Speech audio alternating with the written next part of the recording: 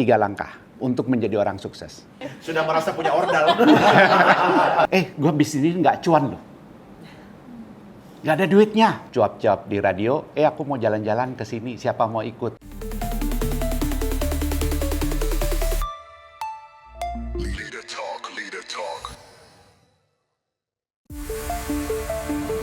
Hai Sobat Kabar Bursa, welcome to Leader Talk Channel. Bersama saya Francisca Rati Dan saya Doni The Kaiser. Dan hari ini kita sudah berada di sebuah tempat yang nanti kita akan masuk nih. Kita akan ngobrol dengan seorang business owner, seorang leader, seorang pengusaha. Kita akan banyak belajar dari dia. Paket Asik lengkap nggak? ya. Paket lengkap. Apalagi ini pagi-pagi cerah seperti masa depan kita yang Asik, bakal cerah. amin, amin. Yang jelas jangan sampai madesu atau masa depan suram ya. Jangan, karena di Leader Talk kita bakal diajarin gimana caranya masa depan lebih cerah. Itu dia, makanya buat sahabat kabar bursa, hari ini pantengin kami berdua. Kita akan ajak Anda semua untuk belajar langsung ketemu dengan sosok pengusaha, sosok leader, pelaku usaha yang kita akan banyak belajar dari dia. Ya. Ih, penasaran banget deh. Siapa nih? Siapa sih? Kasih tahu sekarang nggak? Kita ini spill tipis-tipis Spill dulu aja ya. gimana? Oke, brandnya namanya Eljon Indonesia. Wow, itu aja Eljon, udah. kalau ini Eldon. Kalau ini? El France.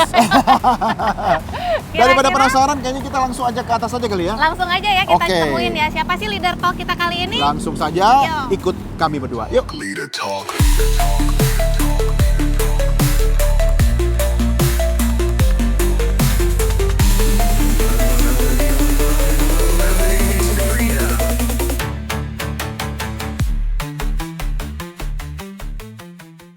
Halo Sobat Kabar Bursa, nah Leader Talk kali ini saya sudah bersama the one and only nih, Joni Sugiarto alias aka Eljon. Tapi bukan petinju ya.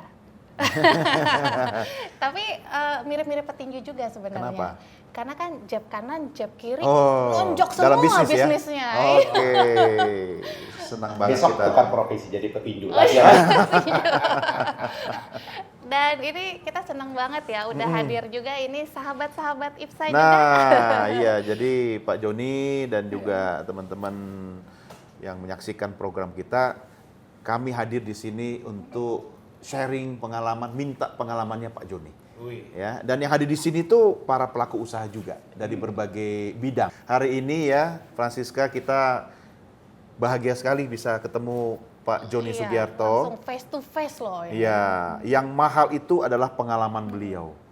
Ya, yang kita mau curi pada hari ini. Tapi saya boleh tanya satu hal dulu nih, Pak. Kenapa namanya Eljon?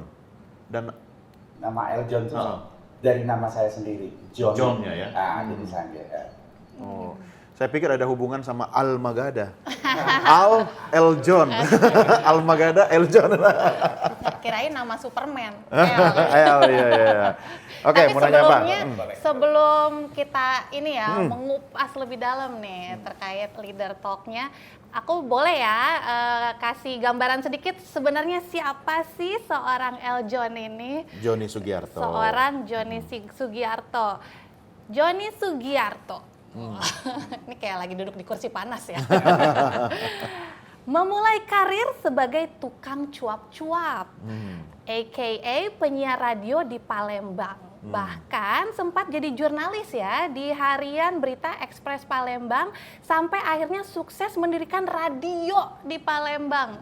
Wow. Salah satu pengusaha yang berhasil di bidang pariwisata lewat Eljon Group. Terus sukses juga mengelola 12 eksekutif lounge di beberapa bandara di Indonesia, bahkan sukses dengan sejumlah hotel, pusat rekreasi, media, serta bisnis pendukung lainnya. Dan sekarang juga mencetus Eljon Pigeons ini ya. Nah, ini kan sudah mengembangkan sayap selama 20 tahun lebih, bahkan kini bisnisnya terus menggurita. Omset usahanya bahkan sekarang bernilai ratusan miliar rupiah ya. Tepuk tangan dulu dong. Lebih. Lebih ya? Oh, lebih malah. Jangan Aduh. dikurang-kurangin dong. Aduh. Pak John ini ya, Joni. Pak Joni ya. Kalau misalnya ini kan kayaknya sapu bersih semua Iya. bisnisnya. Bagi-bagi kenapa? Itu udah dibagi sama Oh, Pak. Udah, iya. Berarti iya. sekarang total ada berapa usaha yang di bawah naungan El John Group? Nggak ingat tuh. Saking banyaknya ya. Tapi benar ya omsetnya segitu atau lebih? Enggak. Oh enggak. Omsetnya cuma 3 juta per hari. 3 juta miliar dolar. 3 juta, Masuk UMKM. Masuk UMKM. 3 juta per tarikan nafas. Oh, per tarikan Iya. nafas. Tapi yang menarik kan industri pariwisata ya Pak Joni ya. Ini kan industri yang apa ya, spesifik ya kalau saya lihat ya. Hotel, kemudian pelayanan ya, lebih ke di bidang pelayanan atau jasa. Kenapa akhirnya kok fokus di tourism? Saya berpendapat punya beberapa plus poinnya kalau kita bergerak di tourism. Pertama, tourism itu memberikan mata pencarian kepada banyak sekali orang. Setiap orang melakukan perjalanan, Betul. itu mulai beli tiket atau naik mobil, naik kereta api, itu pasti ada keluar biaya untuk transportasi. Iya. Nah, artinya di situ sudah mulai kebagian rezeki. Baru Betul. orang itu berjalan sudah banyak rezeki yang disebarkan. Nah, begitu dia sampai di tempat, pakai lagi taksi atau pakai lagi mobil yang nganter sampai ke hotel atau destinasinya. Sepanjang jalan biaya lagi. Iya. Kepada orang-orang yang berbeda-beda, institusi yang berbeda-beda, perusahaan yang berbeda-beda. Misalnya perusahaan rental mobil, Iya. ya kan? Terus nanti sampai di satu destinasi, dia nginep lah di hotel. Karyawan hotel kan banyak kan? Nah, itu karyawan itu hidup tuh dari tamu. Semua karyawan hotel hidup dari tamu. Karena kalau nggak ada tamu datang nggak bisa bayar Iya. gaji dia. Iya. Bangun tidur pasti sarapan. Iya. Kalau kita nginep di hotel pasti sarapan. Sarapan itu mulai dari telur, mulai dari susu, ada sayur, ada daging. Itu hotel mengambil dari vendor. Jadi dari peternak, dari nelayan, dari yang nanam sayur. Jadi rezekinya itu dibagi kepada banyak sekali orang. Saya pikir inilah satu-satunya industri yang bisa membagi rezeki kepada paling banyak stakeholder. Oke. Itu yang paling hebat, dia bisa menyebarkan duit sepanjang jalan. Belum lagi kalau dia mau pulang pergi beli oleh-oleh untuk dibawa pulang. Itu kan banyak lagi kan Iya. yang tersebar. Yang kedua, di industri pariwisata kita sering ketemu dengan orang-orang berbeda. Setiap orang bangun pagi moodnya berbeda-beda. Bagaimana membuat orang itu happy sepanjang hari? Itu tidak mudah. Nggak semua bangun pagi juga kali Pak. Ya. Banyak yang bangun siang. Iya juga Iya. sih. Kalau di hotel bangun siang. Jadi diperlukan sebuah skill. Iya. Bagaimana menghadapi orang yang moodnya beda-beda. Dari bangun pagi, dia aktivitas, sampai dia tidur lagi. Iya. Jadi ini memberikan kita sebuah pengalaman-pengalaman yang menurut saya unik dan membuat kita jadi lebih hidup. Jadi bisnis di pariwisata itu banyak yang bisa mendorong kita menjadi lebih kreatif, lebih berpikir bagaimana menghadapi orang ini kok bangun pagi udah marah-marah, ya kan? Bagaimana makanan enak, dia bilang wah ini nggak enak, terus mesti kita apain gitu. Wah ini terlalu asin gitu. Apakah kita harus mengganti menjadi tidak asin gitu loh. Jadi banyak sekali hal-hal yang unik di sebuah industri pariwisata. Tapi saya lihat sebenarnya Pak John itu ngasih makan banyak orang ya. Itu yang paling penting. Iya. Tapi Oke. ini mungkin yang agak menarik perhatian saya dari tadi tuh, ini di belakangnya ada wow Elang. gitu ya. Makan sayap ini, apa artinya? Apa ada simbolis tertentu mungkin dari perjalanan karirnya seorang Pak Joni Supianto? Kebetulan saya senang dengan elang, karena saya sering baca artikel tentang elang. Saya juga masuk dalam asosiasi elang dunia. Oh ya? Ya, Ada asosiasinya? ada. Oh. Jadi elang ini unik. Dia kalau lagi mengejar mangsa, itu dia bisa lari dengan kecepatan 320 km per jam. Cepat sekali, sampai nggak ada yang bisa menghindar. Sampai ikan yang lagi berenang aja lihat dia datang udah nggak sempet jauh, dia sudah bisa nangkap ikan. Itu unik, dan dia selalu kalau terbang mencari mangsa, dia selalu punya 2 alternatif. Jadi ada plan A, plan B. Ya, ya. Kalau ini terlepas, dia langsung bagaimana berbalik badan untuk menangkap ulang. Jadi luar biasa. Ini filosofinya pas banget berarti ya. Tadi unik, terus cepat gitu kan. Kayaknya Bisa filosofi- menangkap peluang. bisa menangkap peluang. Itu harus dimiliki oleh seorang entrepreneur ya. Pak Joni, ini kan sesama mantan penyiar masih penyiar nih. Oke. Dari tadinya kan tukang cuap-cuap nih ya, Iya. bisa tiba-tiba bikin bisnis menggurita. Ini gimana nih caranya? Modalnya dari mana gitu kan? Iya. Mulainya sebagai penyiar radio, terus berpikir gimana caranya fans yang banyak itu bisa diajak jalan-jalan. Jadi aku bikin klub, setiap bulan tanggal sekian cuap-cuap di radio, aku mau jalan-jalan ke sini, siapa mau ikut? Nah, kita riset dulu menuju ke sana, biayanya total berapa, sewa bus berapa, ini berapa, itu berapa, akhirnya kita jual paket. Ikut saya jalan-jalan, 500.000 sudah termasuk makan, sudah termasuk biaya ini. Nah, dari situ akhirnya banyak yang ikut. Nah, karena banyak yang ikut, akhirnya berdirilah perusahaan pariwisata, Jadi perusahaan pertama memang travel agent. pariwisata, oke. Iya. Nah, dari situ baru berkembang ke yang lain. Namanya apa tuh? Hah? Nah, namanya pertama perusahaannya. Kalau El John sendiri, Radio El John sendiri itu mulai berdiri di Palembang 53 tahun yang lalu. Wow. Pada saat saya umur 18 tahun. Umur 18 tahun udah 18. punya radio. Iya. Sekarang umur 27 kan? Iya, sekarang. benar. Kok tahu aja? Kita umur 18 tahun lagi ngapain ya? Kita. Ayo ngaku. By the way, teman-teman, tadi dengar Una menyapa beliau dengan Dedi. Memang beliau ini akrab disapa Dedi, khususnya di dunia pageant.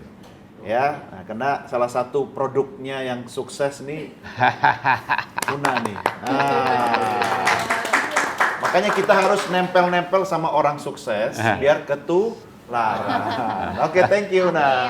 Iya. Silakan Det, dilanjut apa yang mau disampaikan ke teman-teman pengusaha ini biar mungkin mentalitas apa atau strategi apa yang bisa harus dimiliki oleh seorang entrepreneur gitu kan Ya. untuk mencapai kesuksesan. Berarti Silakan. kita sekarang boleh manggil Dedi. Kalau saya sih dari dulu udah biasa, kadang Pak Joni, kadang Dedi gitu kan. Besok mendaftar sebagai pageant ya. Asal jangan minta iPhone ya. Ayo Pak, silakan Pak. Apa itu? Mau tanya apa? Kira-kira apa sih rahasia suksesnya nih? Prinsip apa nih yang dipegang seorang Joni Sugiarto sendiri? Apa karena ada namanya Sugiharto? Oh, gitu jadi Gitu. Sugi ya. Jadi Sugi ya. Kan nama juga doa kan? Iya kan doanya gitu ya. Jadi sebenarnya gini, bisnis itu kalau kita mau anggap sebagai beban, maka kita akan menjadi berat menjalankan. Jadi mau bisnis apa aja, jangan dianggap beban. Kita kerjakan dengan enjoy, terus kita harus kayak anak kecil. Jatuh 10 kali, kita bangun lagi. Anak kecil kan kita lihat kalau dia belajar jalan, belajar lari kan, Iya. berapa kali dia jatuh itu. Jatuh kadang-kadang sampai kakinya luka, lututnya keluar darah. Sebentar aja bangun lagi, lari lagi. Nah, kita jadi pengusaha, terutama yang muda-muda, saya pikir itu harus dipahamin. Jangan terlalu cepat begitu jatuh, terus merasa dunia sudah kiamat. Udah nggak berani bangun lagi.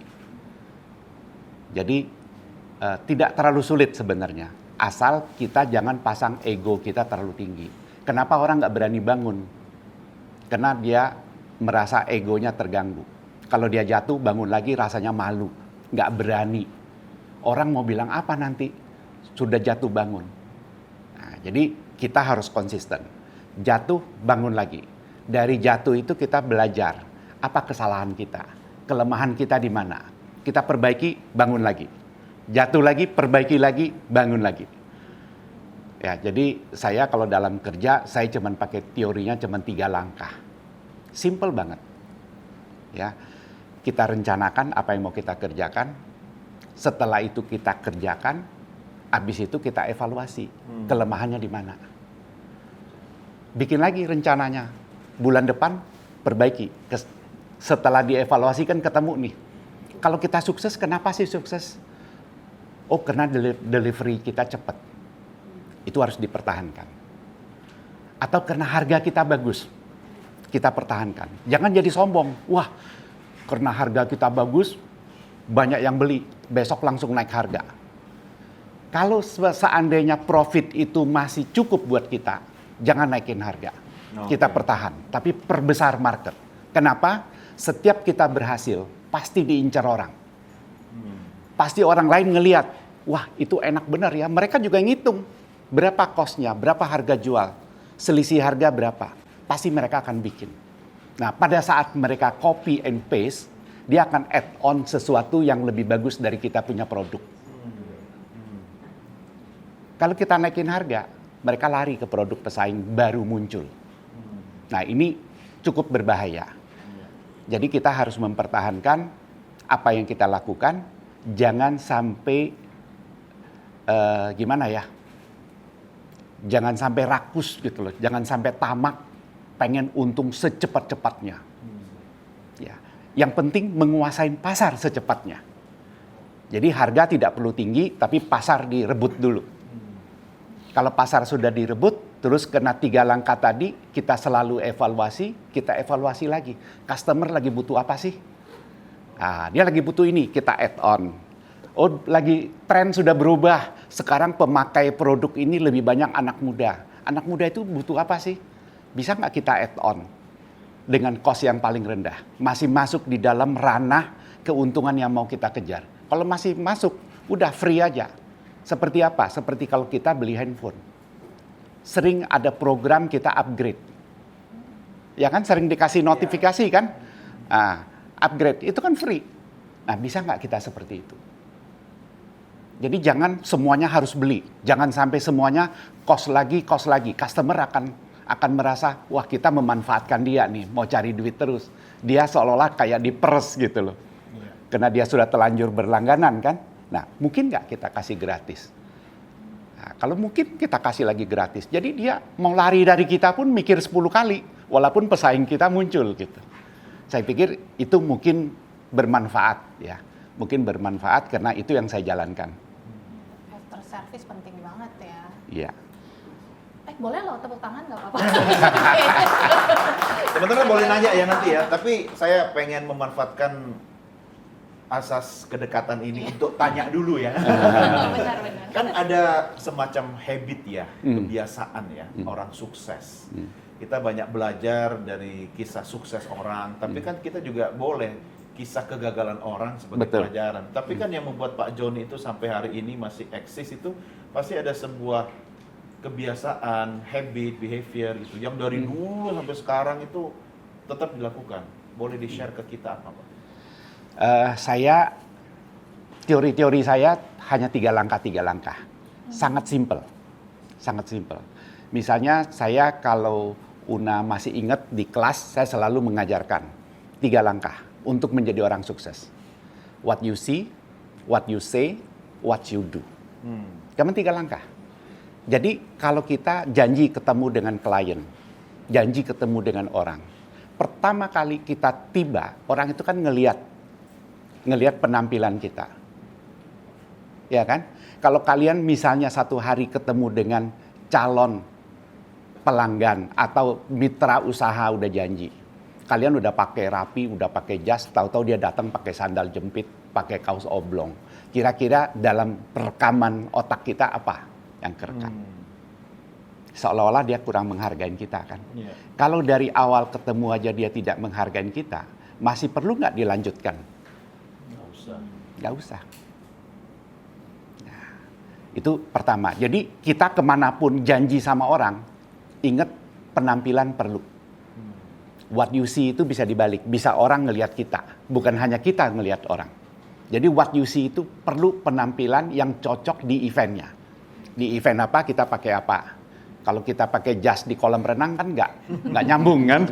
Nah, ya jadi kita harus penampilan dan kita tahu. Makanya sering ada undangan disebut dress code. Dress code-nya apa? Ya kan? Kalau kita pergi pesta, tahu-tahu kita pakai sandal gitu kan nggak lucu. Nah, jadi ada dress code, ada yang namanya what you see, apa yang dilihat orang. Tahap kedua, begitu sudah ketemu, adalah what you say. Apa yang keluar dari mulut kita.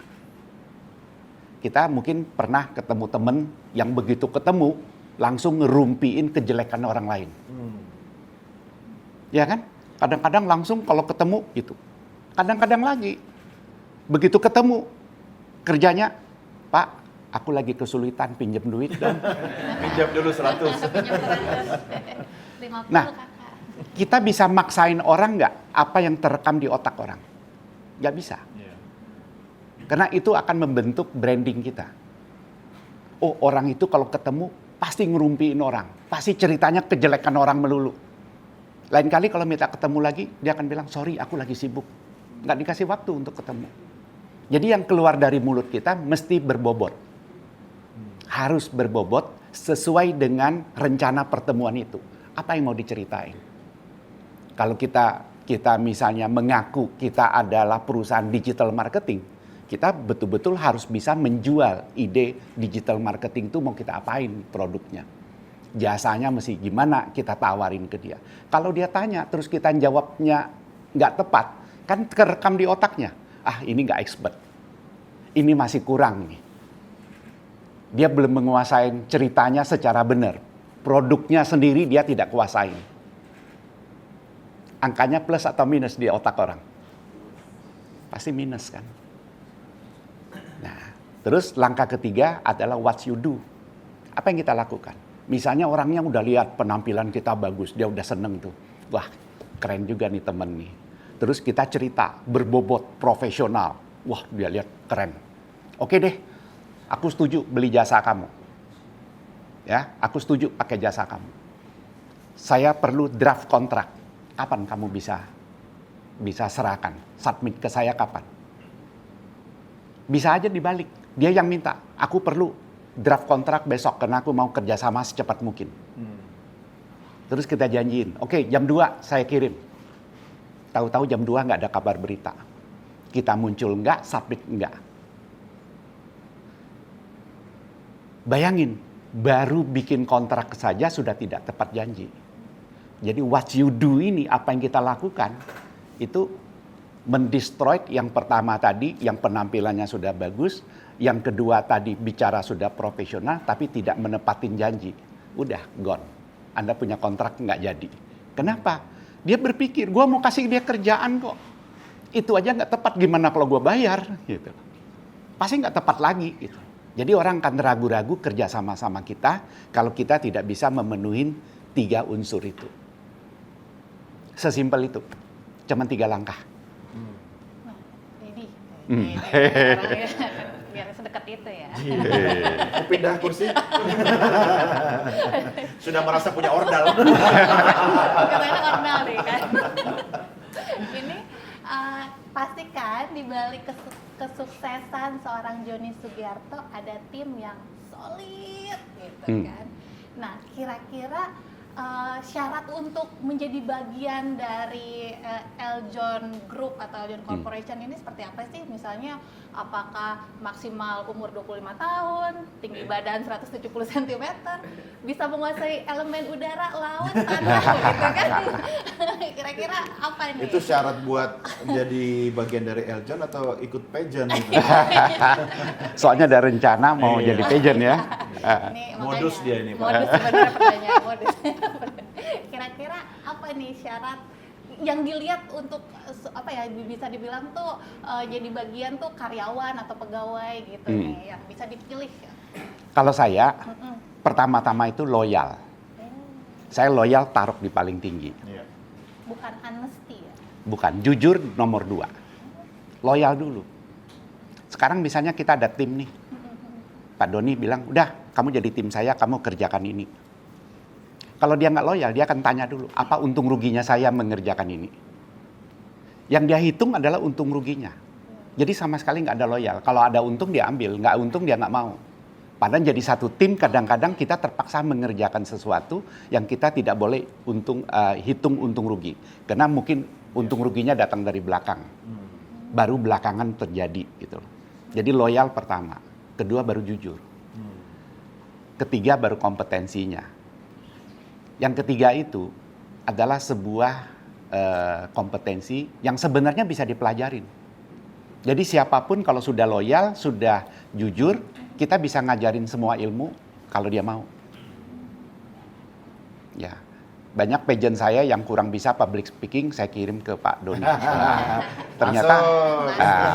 Ternyata akhirnya dia jadi jago-jago bicara di depan umum.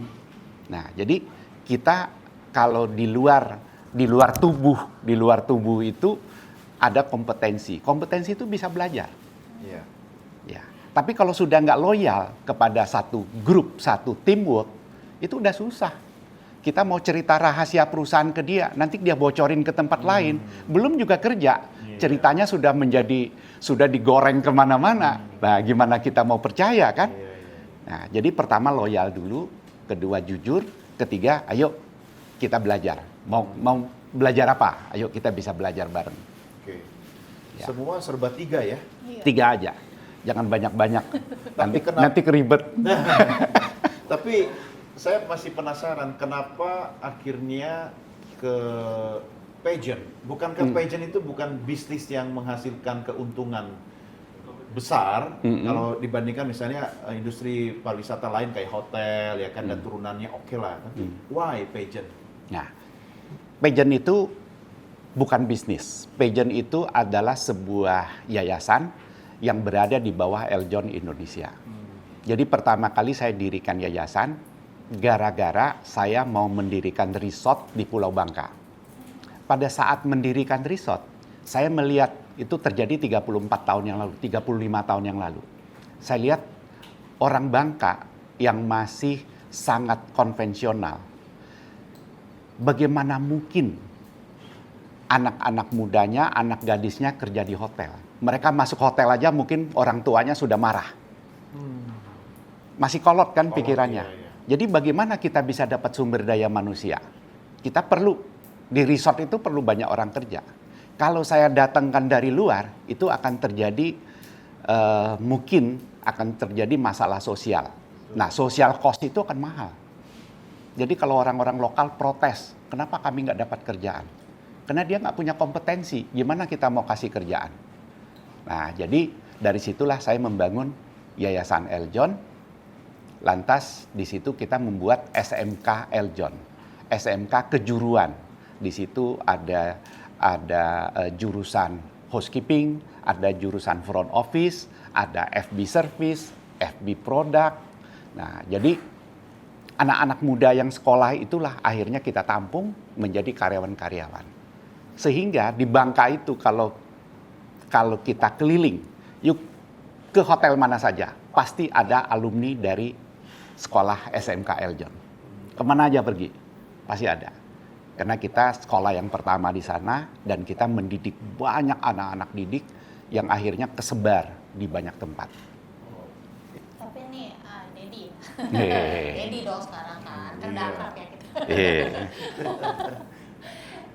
Kita mau belak-belakan aja lah ya.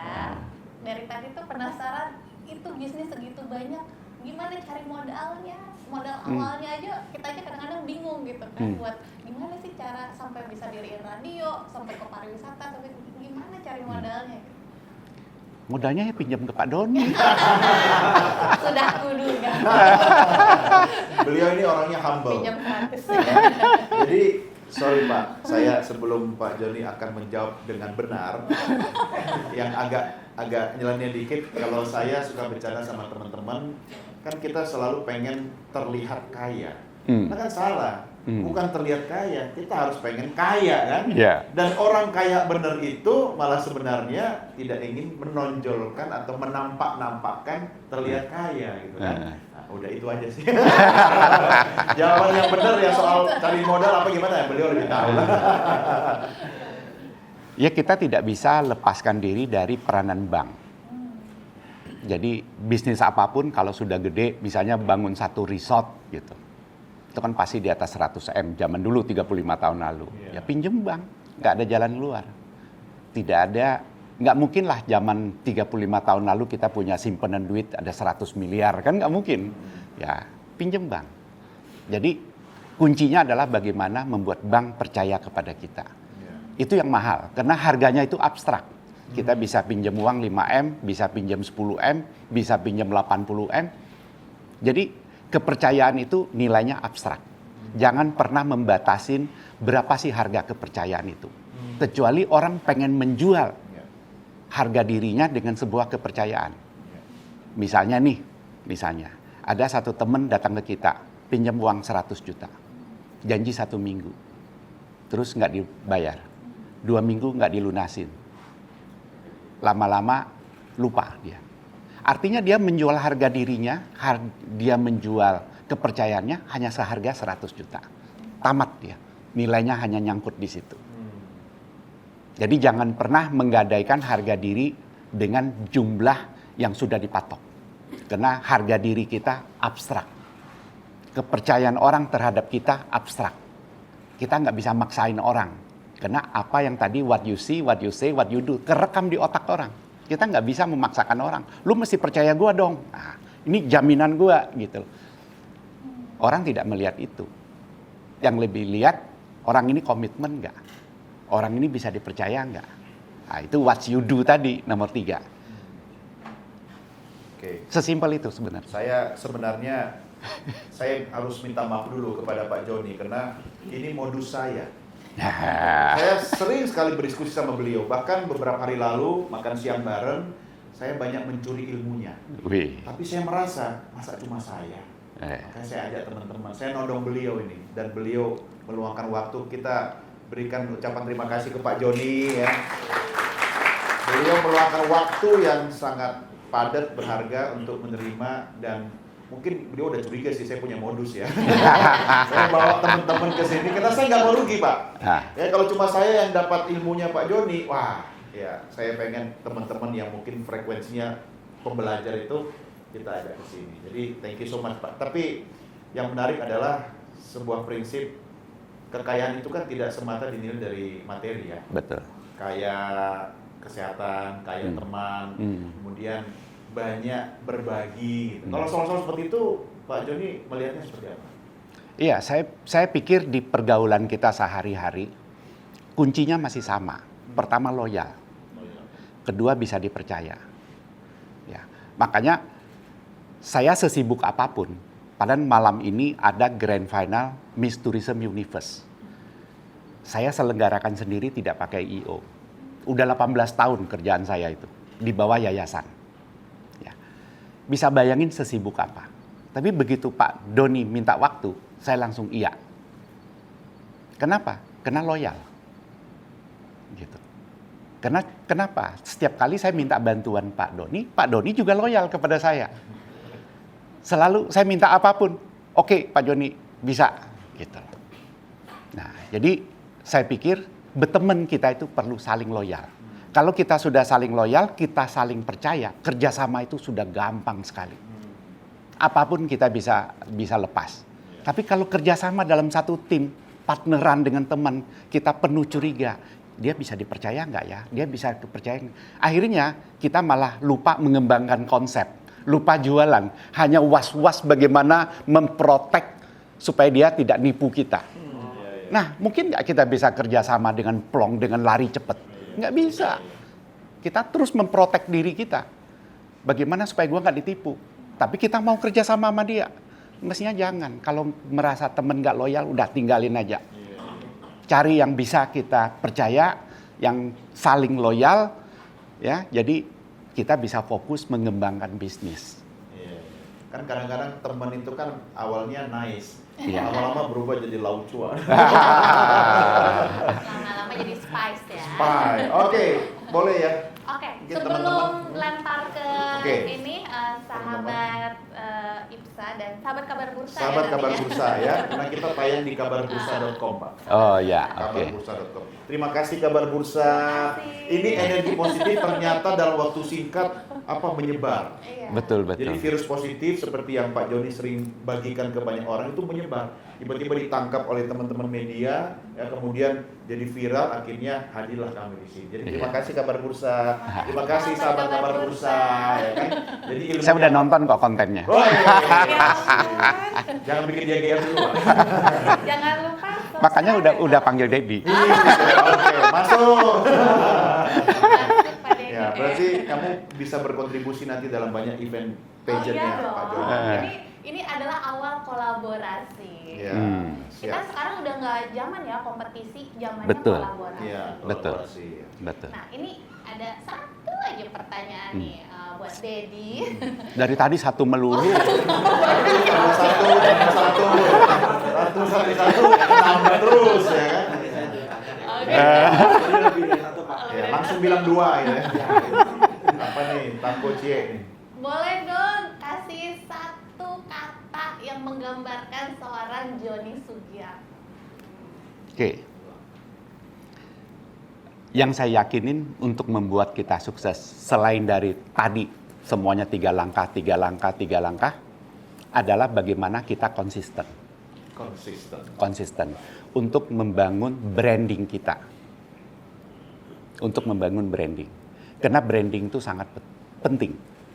Kalau orang tahu misalnya, orang ini ahlinya di bidang ini, dia akan terbangun personal brandingnya bahwa dia itu expert dalam bidang itu. Jadi kalau bisa, kalau mungkin, tapi kalau anak muda biasanya loncat-loncat dulu, baru sampai satu titik dia ngembangin secara besar. Ya, kalau bisa hindarin jadi kutu loncat, hindarin gitu. Nah, jadi Konsisten, kita konsisten, kita pikirin, kita mau bisnis apa. Ada yang kita bagus, jangan coba-coba. Kalau saya bikin satu bisnis, saya tidak mau kata-kata coba-coba. Ya, coba-coba deh. Saya nggak mau. Ya, karena coba-coba akhirnya kita tidak all out. Kita tidak sepenuh hati. Jadi kalau kita sudah bicara kita mau di bidang itu, kita fokus. Makanya saya bikin media udah 53 tahun. Saya fokus. Banyak teman-teman yang tanya, "Yuk bikin media, akhirnya bikin resort. Duit perputaran di hotel, profitnya kan jauh lebih gede di resort. Kenapa media tidak you tinggal?" Saya bilang enggak, saya konsisten. Jadi kalau satu hari saya bilang main di media, walaupun sudah 53 tahun, saya tetap main di media. Saya boleh punya bisnis lain, tetapi saya nggak boleh meninggalkan apa yang menjadi passion saya. Jadi kita bangun terus di situ. Oke Pak, tadi saya melihat bisnis Bapak lebih ke prinsip one stop solution gitu ya Pak ya. Apa aja ada ya Pak. Saya juga belajar banyak saat ini sampai saya tanya, sampai saya catat, loyal, jujur, kompeten. Benar sih Pak, kita harus, selama ini kita pasti mengutamakan nomor satu integritas. Nah, hari ini, today saya mendapatkan suatu insight yang baru, loyal benar Pak. Bagaimana sih Pak kita bikin bisnis yang susah ditebak? Sebetulnya zaman sekarang tuh kawan lebih berbahaya daripada lawan, bukan kompetitor Pak. Saya juga merasakan saat ini, saya Ini curhat ya? ya betul juga, mumpung lagi kesempatan kayak gini, Pernah dihianati kawan ya? justru saya menghasilkan kompetitor saya. Oh. Iya, Kadang gini, kalau kita sebagai entrepreneur, kita nggak bisa bekerja sendiri ya Pak ya. betul. Kita perlu tim. Tim awal datang, dia nggak ada apa-apa. Kita ajarin dia sampai pinter, dia jadi kompetitor Baik-baik. kita. Makanya saya bilang, zaman sekarang kawan lebih berbahaya daripada lawan ya Pak ya. Betul. Itu Betul. saya masih belum ketemu bagaimana Pak itu. Iya. Tisu di belakang. Minta share pengalamannya Bapak. Mungkin pernah mengalami kayak saat Oke. ini yang saya alami. Oke. gitu. Keren. Jadi gini, kita punya kakek dulu. Pada zamannya dia juga cerita kepada anak-anaknya. Waduh, sekarang susah hidup ini. Zaman dulu itu jauh lebih bagus. Terus sampai ke papa kita, dia akan ngomong lagi ke anaknya. Wah, zaman sekarang susah. Zaman kakek dulu enak. Ya kan? Dan itu terus turun-temurun. Sampai sekarang kalau tanya kepada orang tua, pasti dia bilang zaman dia susah. Nah, itu sebenarnya ada trik. Kenapa? Karena kalau mereka bisnis, tidak mau bisnisnya dilihat oleh temennya. Coba sekarang, begitu banyak orang digital agency. Bercerita, anak-anak muda ini kan masih polos. Cerita, wih, gue main ini sebentar aja gue dapat duit loh, sekian. Semua teman-teman yang you bilang tadi, temen tergiur, udah mulai bikin pesaing. Tapi kalau bilang, gue bisnis ini nggak cuan loh, nggak ada duitnya, susah, aku udah jungkir balik nggak dapat profit, ya kan? Orang mau masuk ke bisnis itu kan 10 kali mikir. Tapi karena zaman sekarang begitu terbuka, lihat aja YouTuber berapa banyak muncul, besok tutup, naik lagi. Kenapa? Karena orang ngelihat enaknya, orang ngelihat gampang cari duitnya, semua orang lari ke situ. Jadi kalau dapat duit banyak, jangan berkoar-koar, jangan terlalu diekspos. Nah, untuk mempertahankan bisnis, saya setuju tadi. Kita harus lebih takut kepada teman yang menjiplak kerjaan kita daripada kita punya kompetitor. Karena kalau kompetitor itu istilahnya berada di ranah sama-sama terang. Kita tahu dia berbuat apa. Ya, kalau kita sudah cukup di level yang agak gede, kita bisa meng-hire orang atau konsultan untuk menjadi yang namanya kompetitor riset. Ya. Atau memata-matain dia punya rencana apa sih? Oh, dia habis ini mau bikin ini. Kira-kira dia mau masuk segmen market mana? Rate-nya kira-kira dipasang di berapa? Kita sudah ada intelijen yang mensupply kita data-data. Kita sudah bisa bikin strategi berdasarkan data-data itu. Ya, ini sama-sama di ranah terang, jauh lebih gampang diantisipasi dibandingin teman-teman yang tiap hari cuman mancing-mancing kita, ternyata dia mau masuk ke bisnis kita. Kalau orang internal Pak, misalnya karyawan kita? Banyak. Nah itu. Oleh karena itu kita tidak boleh berhenti berinovasi. Kuncinya di situ. Tidak boleh berhenti berinovasi. Sebagus apapun pelayanan kita, sebagus apapun produk kita, terus berinovasi. Jadi kalau kita cari mitra, balik lagi ke yang saya ngomong tadi. Loyal, harus cari teman yang loyal. Ya. Kalau teman sudah nggak loyal, dia bisa ngejual kita. Jadi pertama harus loyal dulu. Kedua baru cek dia jujur apa enggak. Yang lain bisa dipelajarin. Kayak tadi timnya belajar kan? Nah, itu gampang. Soalnya pelajar itu sesuatu yang datang dari luar. Datang dari luar. Tapi kalau loyal itu datang dari sikap. Jujur, kembali lagi dari sikap. Ya, kompetensi bisa belajar. Mau jadi barista, belajar training 3 bulan, pasti jago barista. Ya kan? Mau jadi chef yang jago, latihan, belajar terus, pasti nanti bisa. Jadi nggak masalah kalau eksternal faktor di luar diri kita. Tapi kalau internal faktor, itu harus kita cek. Itu yang lebih penting. Tapi loyal. karakter nggak sih Pak? Maksudnya ada orang memang terlahir dengan karakter suka fraud gitu, nakal gitu. Ada ya? Betul. Bisa dibaca atau intuisi masuk nggak ke situ? Saya kira masuk. Masuk ya? Iya. Kalau sudah masuk ke situ, biasanya kita terus bagaimana mengelola yang tadi bilang. Jangan satu tim itu jangan sampai mereka cepat bosan. Bagaimana mengelola tim itu supaya sama kita itu jadi satu kesatuan. Makanya saya banyak karyawan saya kerja sudah 30 tahun. Wih, luar biasa Pak. Iya, udah 30 tahun kerja. Loyal. Ada tanda-tanda red flag-nya nggak sih? Kita bisa tahu, oh nih orang, kan tadi intuisi ya, ini orang nggak loyal nih, gitu. Ada nggak sih red Sebentar, flag-nya? Pak Joni lihat dia kira-kira intuisi gimana? Kita udah red soalnya ya. Tapi Nanti saya bacain waktu kita berdua ya. Ahli feng shui Modus juga. Gimana boleh tuh, Dedi? boleh tuh. Dedi lagi kan. Gimana Dedi? Ada red Apa? flag-nya nggak kira-kira? Kalau Ada. kita Tanda-tanda. Kita begitu bergaul dengan orang dalam kurun waktu tertentu pasti kita tahu. kita juga bisa pakai Misalnya ngetes gimana? gitu loh. Ya kan, kita tahu nih, dia punya waktu sangat pepet. Kita minta waktu. Bisa nggak? Gua perlu banget nih. Kalau dia bilang, waduh sorry. Nah, berarti dia kan mementingkan pribadi dia sendiri daripada kolaborasi kita. Karena kolaborasi itu nilainya abstrak loh. Betul. Apalagi zaman sekarang. Zaman sekarang jangan bangga gue punya karyawan 200, gue punya karyawan 2000. Nggak usah bangga itu. Tapi kalau gue punya mitra usaha ada 1000, itu kita bangga. Oke. Ya.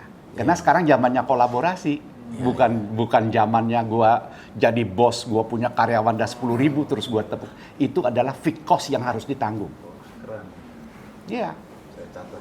Zaman sekarang kan semua orang menghindarin fixed cost. Iya. Tapi kalau variable cost kan nggak masalah.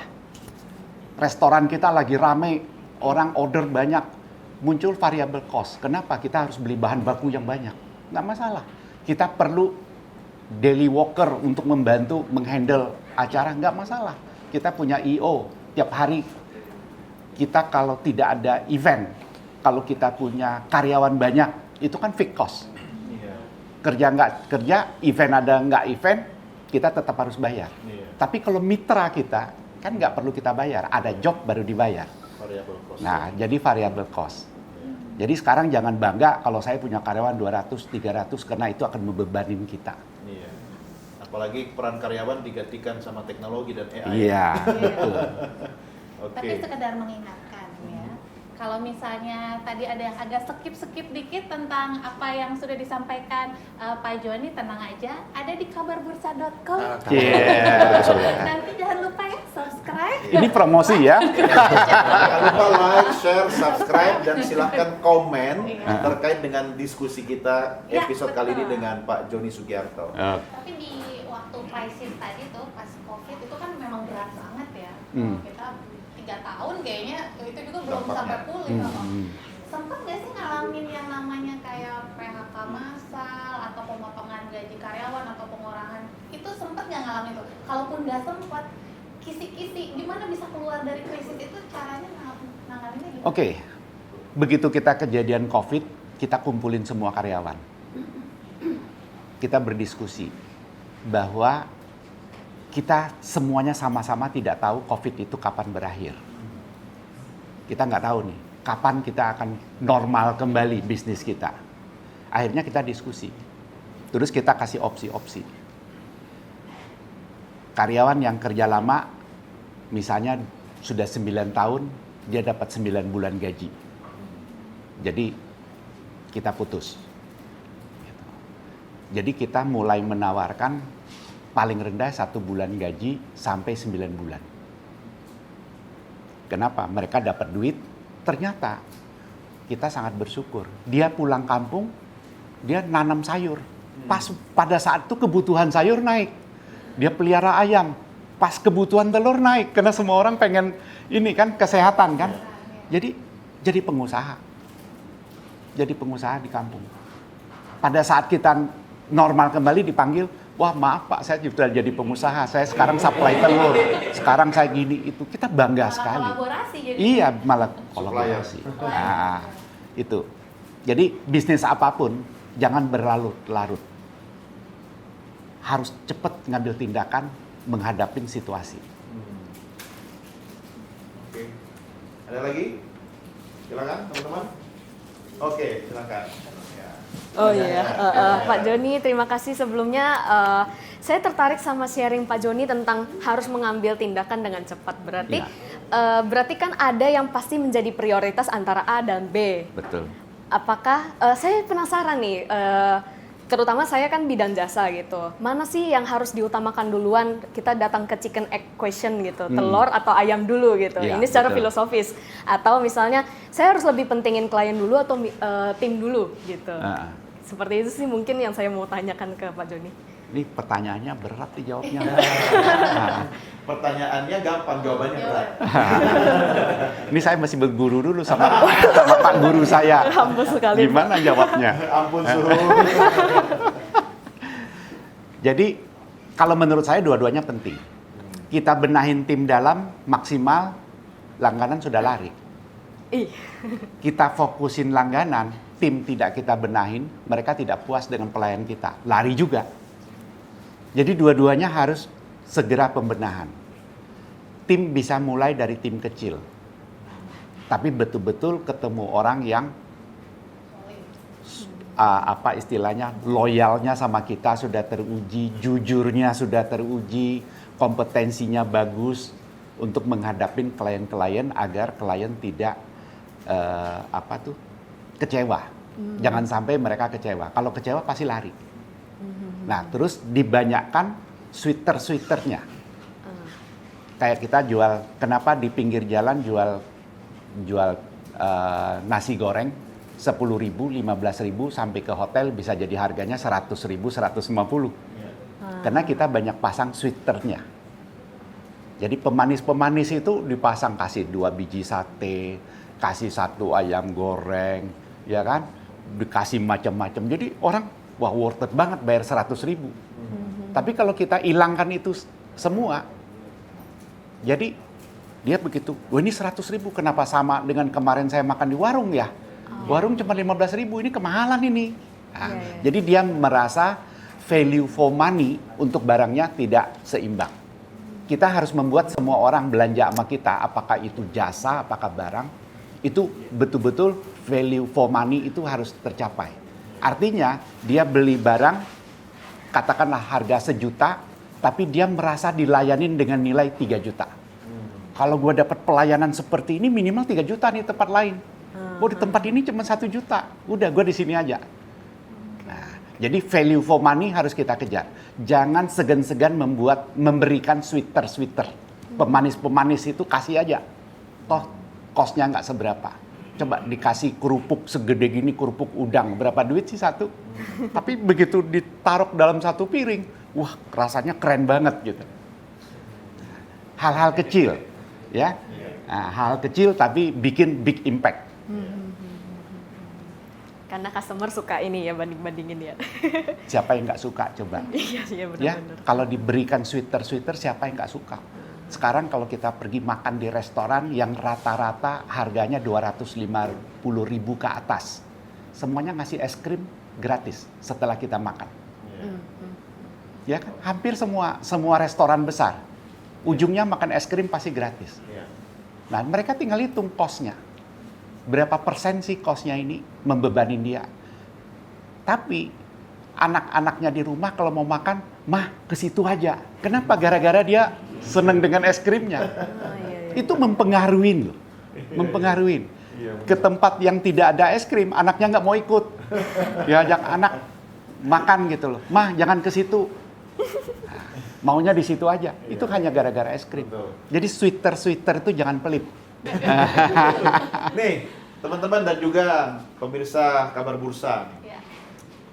Ada banyak sekali catatan yang saya rangkum dari diskusi dengan Pak Joni Sugiarto, CEO Eljon Indonesia.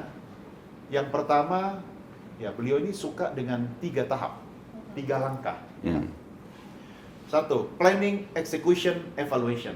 Ya. Rencanakan, lakukan, dan evaluasi. Ya. Oke, ini 3 hal penting.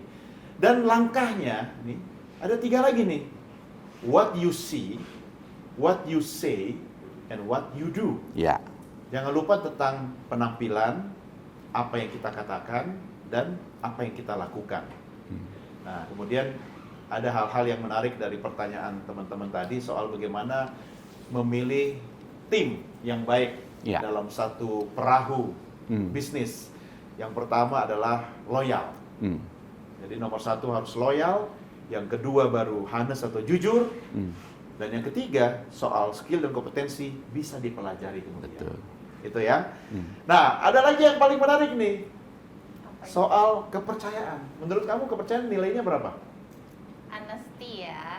Kan kalau tadi Dedi bilang nomor 2, berarti 90%. Oke, kalau menurut Dedi, kepercayaan itu abstrak. Abstrak. Nah, makanya jangan pernah mencederai kepercayaan. Oke.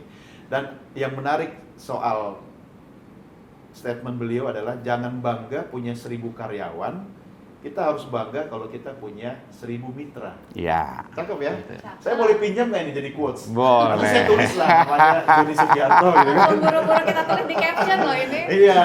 Gitu. Nah, terus ini catatan penting dari aspek bidang saya nih, Pak Joni, komunikasi. Ternyata ketika menghadapi sebuah krisis, ya, kan kita melalui krisis ya beberapa kali termasuk Betul. COVID ya kemarin Iya. ya. Iya.